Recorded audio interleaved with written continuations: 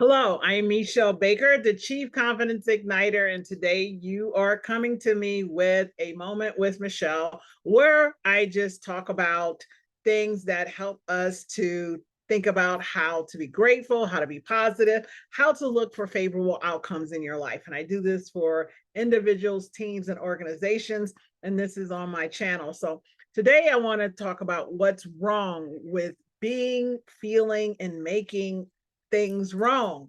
This is something that I really begin to notice more and more in conversations, and I do online networking. And today, in two occasions, there were people in the break. So they put us in these breakout rooms. And into both occasions, there were rooms of three, and one person was just adamant about being right. They were just going back and forth. It was like a tennis match. They were going back and forth. And the person finally, I, halted them and I asked, like, isn't the goal of this for us to brainstorm, to come up with more ideas? Because that's why we're being broken up and put in these rooms so that we can actually collaborate and have more ideas, right? So the whole two or three together creates more exponential results, but we weren't getting there because the two people were stuck on one thing, one topic, where the other person, they kept trying to convince, they're like, no, and they kept saying it different ways and it wasn't going anywhere. So having said that, all of this to say that, whenever we are in a conversation with another human being, you, I, anyone, the goal to feel right, all that does is ensure that someone feels wrong.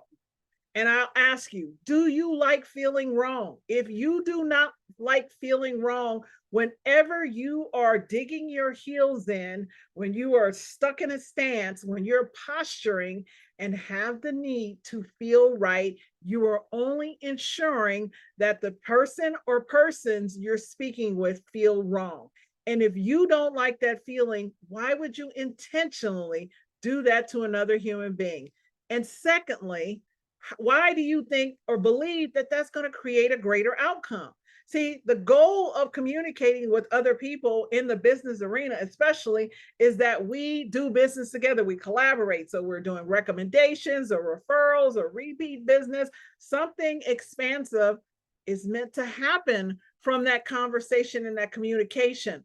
What do you think the chances are of somebody referring you or recommending you when you have been entrenched in making certain that they feel wrong?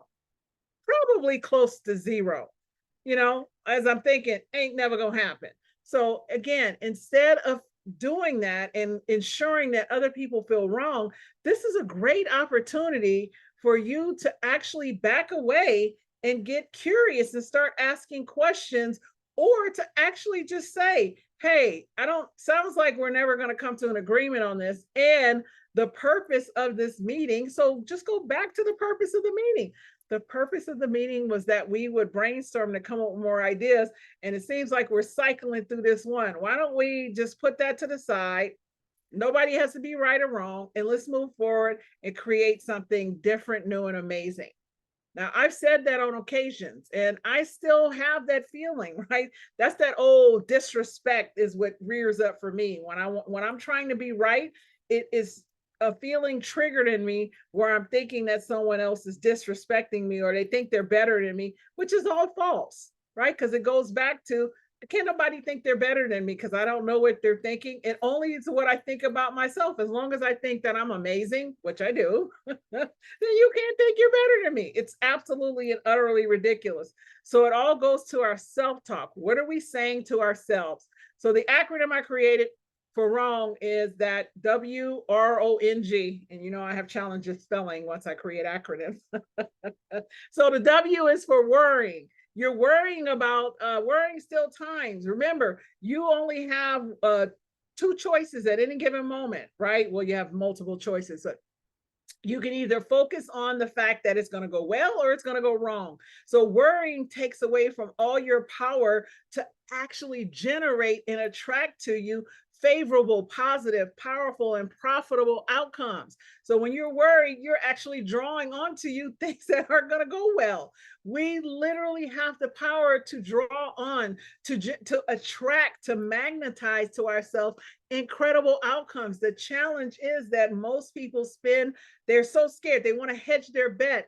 And because the future is unknown and the past is known. So it's literally easier for a human being to tie their future to the past experience instead of tie their future to one that they create right now that never existed. So worrying steals your time, it steals your life, it steals your future. And then the R is replaying the past. So again, that ties back to what I just said.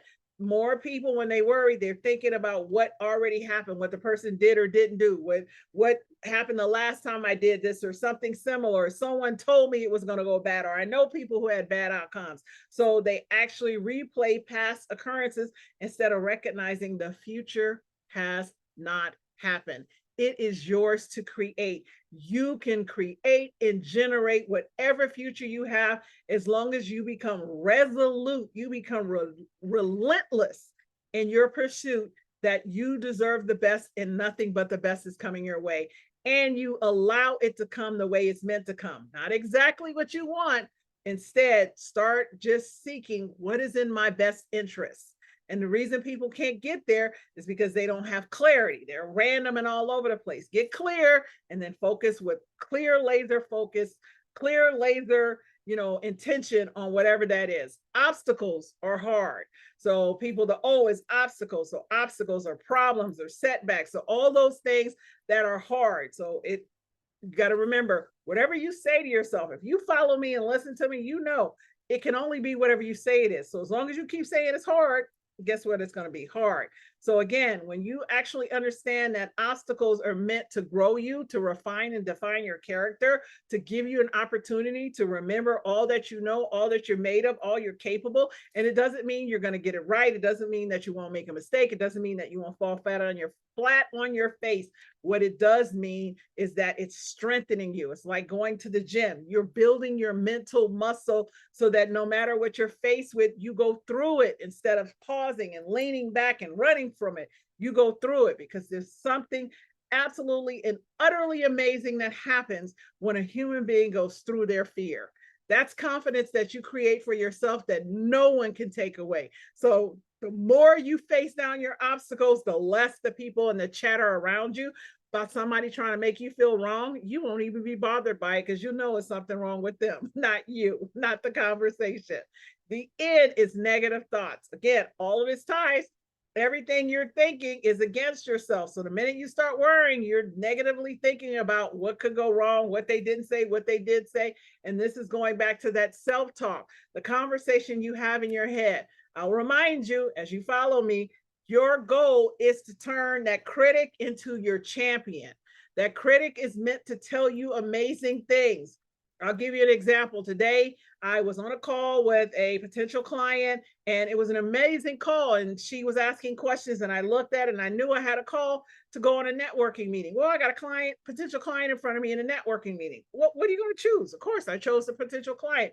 Plus, we've already done some work together, and she's incredible. And I would love the opportunity to help her create some unstoppable confidence. Man, that's my wheelhouse. I live for that, right? To help women to become unstoppable. So I stayed on the call with her. And so by the time I got off, the meeting was already 20 minutes in, a 60-minute meeting. It was 12:20. So then I thought, oh my God, I'm too late. So I did something, answered an email. And then I said, no, what are you doing? You're worrying that you're too late. Let them say no. Go log in. If they don't let you in, then you're too late. Why are you telling yourself no? It was a negative thought. Guess what? I went on the call, had a great time, and networked, had some fun. A couple of people reached out and connected with me on LinkedIn afterwards. So again, the whole thing that I'm making the point here is that I decided in the face of a negative thought to choose to do something positive so that I won't have a what if or I wonder and I am not kowtowing and bowing down to the negative thoughts. I believe that I am amazing, a world-class speaker, and I will always step up when the opportunity presents itself, because it's only what I tell myself. I decide the story. I give the narrative of who I am and my outcomes. So that's what you start doing with your negative thoughts. And it doesn't happen overnight.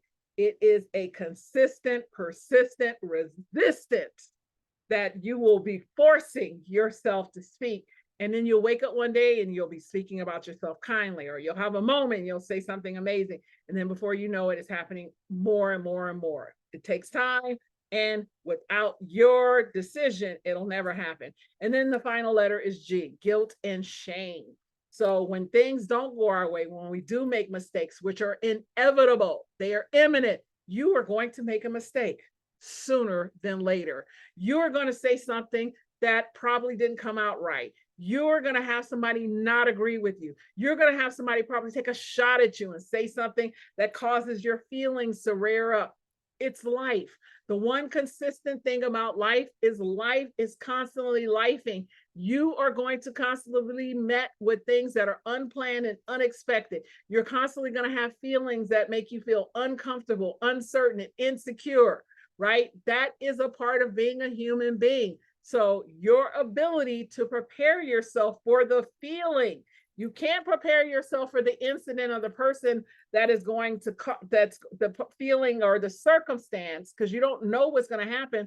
All you can do is get yourself internally calibrated to understand that when I feel this way, I tell myself something amazing. So instead of the negative talk, like, oh, I can't believe they said that, or why this has always happened to me, or this is unfair, like, you know, I'm trying to think of some of the stuff I say to myself.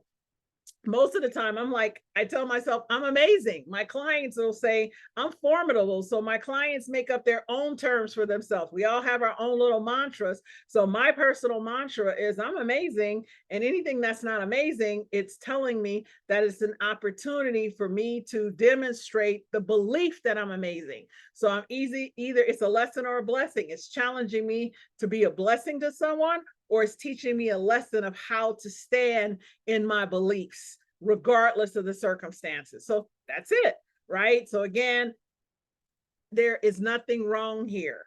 Your goal is to actually start to create the narrative, to start to talk to yourself in a way that is empowering you, inspiring you, igniting you in the face of that. Because see, when you do that for yourself, you'll do it for other people. The more you speak to yourself about the fact that you're not wrong, the less you will seek out and try and attempt to be right, which only creates other people to be wrong. So thank you for taking the opportunity. If you have any feedback, please, if you know I'm a speaker, if you know of anyone that's looking for a speaker to come out and ignite unstoppable confidence and just set that room on fire or that conference on fire, I am your girl. So all my information is in the notes of this, the description of this video, and I look forward to seeing you at the next time. Have an incredible day, and no, you are not wrong. Have a great day.